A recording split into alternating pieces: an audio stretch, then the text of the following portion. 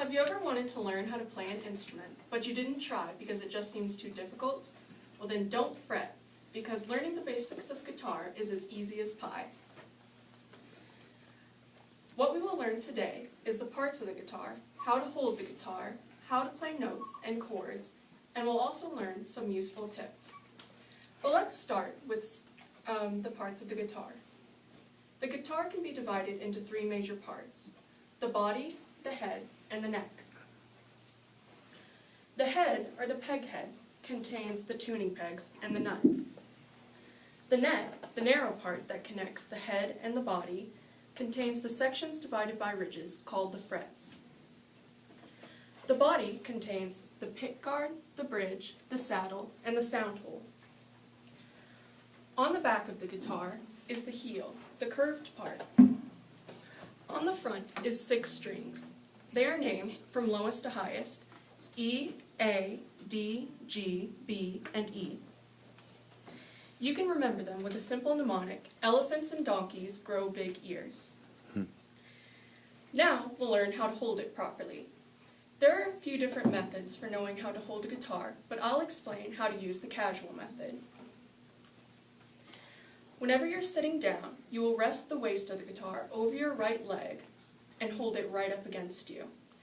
Next, you'll lean the guitar so that the neck is parallel to the ground. You'll work the frets with your non-dominant hand, and you'll strum with your dominant one. This seems a little bit tricky, but eventually you'll get used to it. Whenever you're playing the frets, you might be tempted to bend your wrist forward a little bit so that it seems a little more natural.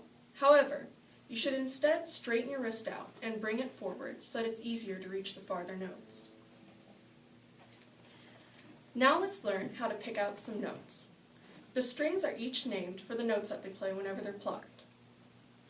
However, whenever you press down on a fret, it will produce a different note. So for example, the G string will play the note G.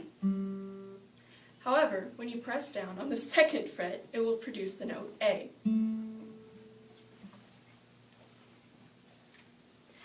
Every other fret is a note up or down, usually, and every fret in between is a sharp or a flat.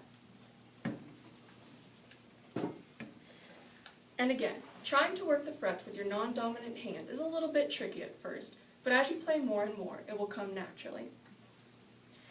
Now let's move on to chords. Chords are played whenever you play multiple notes at once. Some chords include E major, E minor, and G major. These are pretty basic chords, but there are many different chords in existence. Fortunately, though, you don't have to remember them all. If you find a chord that you don't know how to play, you can simply learn how to play them using chord tabs.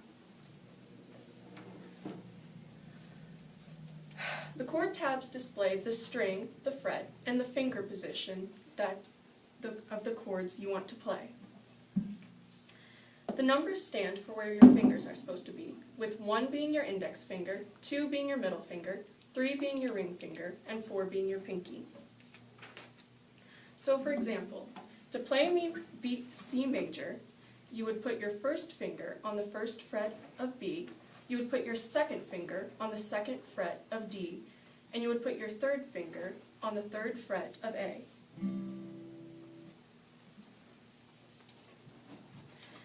Now that we know how to play, here are some helpful tips. If you don't have a device to tune your guitar with handy, then you can simply tune it using relative tuning. To do this, you would play the note on the 5th string, and the string above it should sound about the same. In winter, you should loosen the strings of your guitar after playing, because the cold will make your strings tighten, so loosening them will make sure that they're not too tight. Lastly, you should practice every single day. This will improve your skills and also help your fingers roughen up, because whenever you start playing, they'll be a little bit sore from digging into the steel strings. So in conclusion, learning the guitar is simply knowing the parts, knowing how to hold it, and knowing where the notes are on the fretboard. With these simple steps, anyone can learn guitar. But when it boils down to it, if you want to play the guitar, you have to have commitment and persistence. Thank you.